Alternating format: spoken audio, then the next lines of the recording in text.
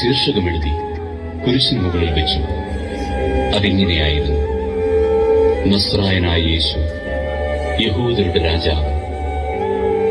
യേശുവിനെ ക്രൂശിച്ച സ്ഥലം പട്ടണത്തിന് സമീപമായിരുന്നതിനാൽ യഹൂദരിൽ പലരും ആ ശീർഷകം വായിച്ചു. അത് ഹെബ്രായയിലും ലത്തീനിലും ഗ്രീക്കിലും എഴുതപ്പെട്ടിരുന്നു.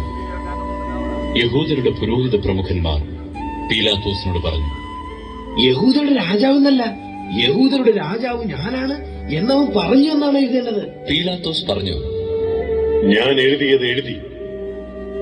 പടയാളികൾ യേശുവിനെ ക്രൂശിച്ചതിനു ശേഷം അവന്റെ വസ്ത്രങ്ങൾ 4 ഭാഗിച്ചു. ഓരോ പടയാളിക്കും ഓരോ ഭാഗം. അവന്റെ അങ്കിയും അവർ എടുത്തു. അതാകട്ടെ തുന്നലില്ലാതെ മുകൾ മുതൽ അടിവരെ നെയ്തുണ്ടാക്കിയതായിരുന്നു. ആകയാൽ അവർ പരസ്പരം പറഞ്ഞു, നമുക്കത് കീറേണ്ട, പകരം അത് ആരുടേതായിരിക്കണമെന്ന് കുറിയിട്ട് തീരുമാനിക്കാം. എന്റെ വസ്ത്രങ്ങൾ അവർ ഭാഗിച്ചെടുത്തു.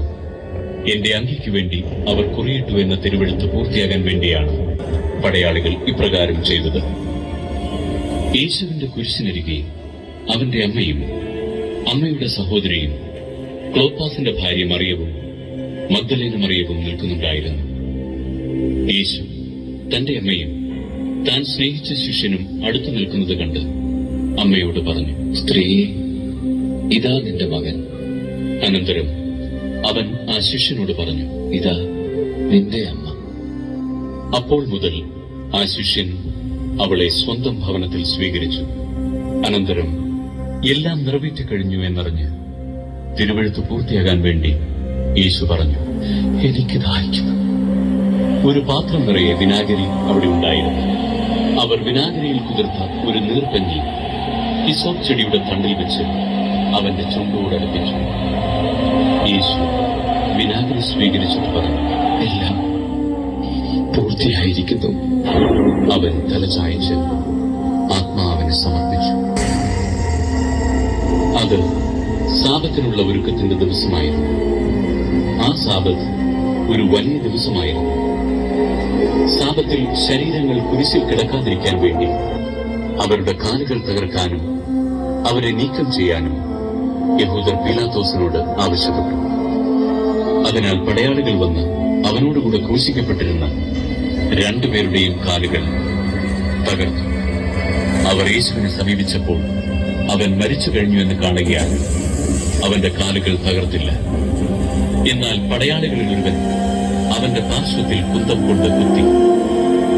ഉടനെ അതിൽ നിന്ന് രക്തവും വെള്ളവും പുറപ്പെട്ടു. അത് കണ്ടയാൾ തന്നെ സാക്ഷ്യപ്പെടുത്തിയിരിക്കുന്നു. അവന്റെ സാക്ഷ്യം സത്യവുമാണ്. നിങ്ങളും വിശ്വസിക്കേണ്ടതിന് താൻ സത്യമാണ് പറയുന്നത് എന്ന് അവൻ അറിയുകയും ചെയ്യുന്നു. അവന്റെ അസ്ഥികളിൽ ഒന്നുപോലും തകർക്കപ്പെടുകയില്ല എന്ന് തിരുവെഴുത്ത് പൂർത്തിയാകാൻ വേണ്ടിയാണ് ഇത് സംഭവിച്ചത്. മറ്റൊരു തിരുവെഴുത്ത് പറയുന്നു, തങ്ങൾ കുത്തിമുറിവേൽപ്പിച്ചവനെ അവർ മുറിഞ്ഞു. യഹൂദരോടുള്ള ഭയം നിമിത്തം യേശുവിന്റെ രഹസ്യ ശിഷ്യനായി കഴിഞ്ഞിരുന്ന അരിമത്യക്കാരൻ ജോസഫ് യേശുവിന്റെ ശരീരമെടുത്തു മാറ്റാൻ പീലാത്തോസിനോട് അനുവാദം ചോദിച്ചു. പീലാത്തോസ് അനുവാദം നൽകി. അവൻ വന്ന് ശരീരമെടുത്തു മാറ്റി.